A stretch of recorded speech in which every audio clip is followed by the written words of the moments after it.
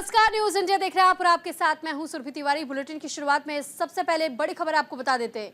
संसद के शीतकालीन सत्र का आखिरी दिन है आज और सदन के हंगामेदार रहने के आसार व्यक्त किए जा रहे हैं। तो अमित शाह के बयान पर कांग्रेस प्रदर्शन करेगी।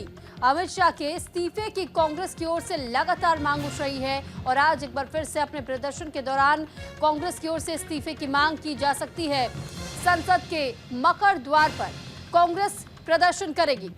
तो ऐसी जानकारी है। फिलहाल बीते कल की तस्वीर भी आपको याद होगी कि कैसे शीतकालीन सत्र के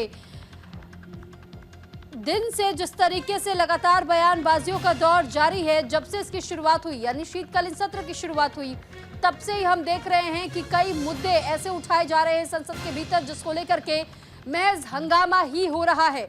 शीतकालीन सत्र भी पूरी तरह से नहीं चल पाया। पहले के 4 दिन जिस तरह ये बताया जा रहा था कि संविधान पर चर्चा होगी, लेकिन संविधान पर जिस दौरान चर्चा हुई उसके आखिरी दिन बाबा साहेब भीमराव अंबेडकर को लेकर के एक बयान गृह मंत्रियों की ओर से सामने आया और उसी बयान को लपकने का काम कांग्रेस की ओर से किया गया और कांग्रेस अब उसी बयान की निंदा कर रही है और ये कह रही है कि अपमान किया गया है भीमराव अंबेडकर का। इसके लिए गृह मंत्री को माफी मांगनी चाहिए या फिर वो अपना इस्तीफा रख दे।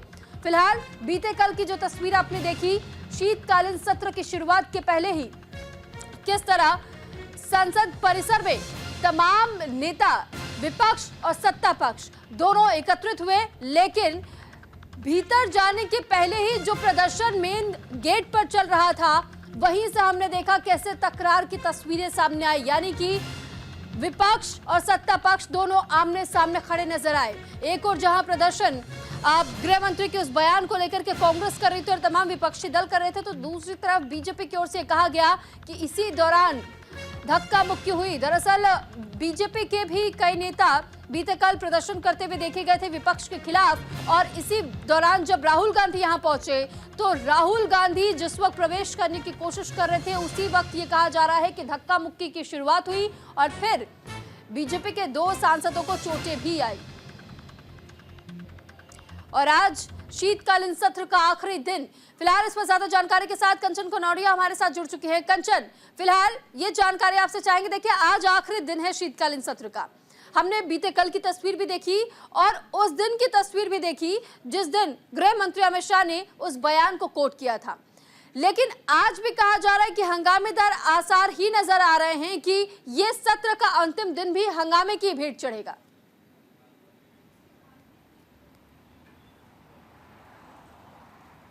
जी बिल्कुल, देखिए मैं आपको बता दूं पिछले कई दिनों से विरोध प्रदर्शन तो हो रहा है पार्लियामेंट परिसर के अंतर्गत, लेकिन जिस तरीके से कल की जो घटना हुई है वह बेहद ही घटना को लेकर जो है तमाम तरीके के आरोप प्रत्यारोप, चाहे सत्ताधारी पार्टी हो या विपक्ष हो, सभी एक दूसरे पर लगा रहे हैं। तमाम तरीके की मल्टीपल FIRs राहुल गांधी के ऊपर एक तरफ भारतीय जनता पार्टी ने किए तो दूसरी तरफ कांग्रेस पार्टी ने भी भारतीय जनता पार्टी पर कई 6 धाराओं के अंतर्गत जो है अपनी जो है याचिका दर्ज कराई है पार्लियामेंट स्ट्रीट थाने के अंतर्गत।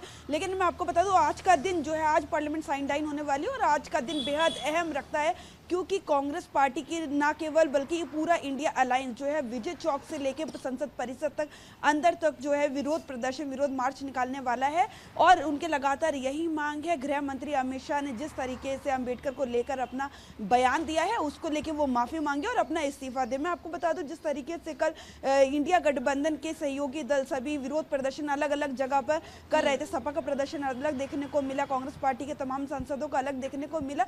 अंबेडकर के बयान पर जो है राजनीति गर्मा गई है, जहां एक तरफ भारतीय जनता पार्टी विरोध प्रदर्शन कर रही थी कि अंबेडकर अपमान कांग्रेस पार्टी ने किया है, वहीं दूसरी तरफ तमाम इंडिया गठबंधन के सहयोगी दल लगातार सत्ताधारी पार्टी के ऊपर सवाल खड़े कर रहे हैं और आज भी ना केवल कांग्रेस पार्टी बल्कि इस दौरान हमने ये भी देखा कि गृह मंत्री अमित शाह से जहां एक और माफी मांगने की बात की गई तो उन्होंने प्रेस कॉन्फ्रेंस करके ये तो स्पष्ट कर दिया कि वो माफी नहीं मांगने वाले क्योंकि उन्होंने कुछ गलत नहीं किया ना कहा है।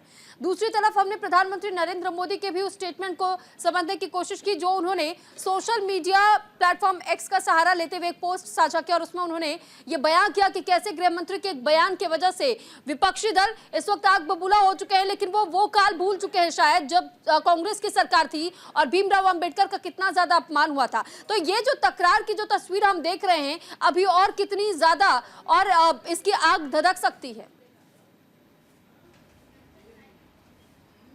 जी बिल्कुल, देखिए मैं आपको बताऊँ, आज जो है सुबह 10 बजे विजय चौक पर जो है इंडिया गठबंधन के अलायंस जो है पूरा इंडिया गठबंधन विरोध प्रदर्शन तो करेगा अमित शाह जो गृह मंत्री के इस्तीफे और माफी की मांग के साथ ही। लेकिन मैं आपको बताना चाहूंगी, कांग्रेस के संगठन महासचिव केसी वेणुगोपाल ने अपनी सभी इकाइयों को, राज्य की सभी इकाइयों को जो है देशव्यापी आंदोलन करने की जो है आदेश दिए हैं। मैं आपको बताना चाहूंगी, जब मल्लिकार्जुन खड़गे ने एक दिन पहले जो है प्रेस कॉन्फ्रेंस की थी, उन्होंने साफ तौर पर धमकी भरे अंदाज में कहा था कि यदि अमित शाह का जो माफी नहीं मांगते हैं और अपने इस्तीफा नहीं देते हैं तो उन्हें जो है पूरे देश में उसकी आग देखने को मिलेगी। तो उसी के पचिनों पे चलते हुए कांग्रेस के जो संगठन महासचिव केसी वेणुगोपाल ने कल एक पत्र जारी किया है अपने सभी राज्यों की सभी इकाइयों को और कहा है कि देशव्यापी जो है आंदोलन निकाला जाए। माहौल शांत होता हुआ नजर नहीं आ रहा है कंचन। ठीक है, आप खबर पर नजर बनाए रखिएगा। फिलहाल के लिए बहुत शुक्रिया आपको तमाम जानकारी हम तक पहुंचाने के लिए।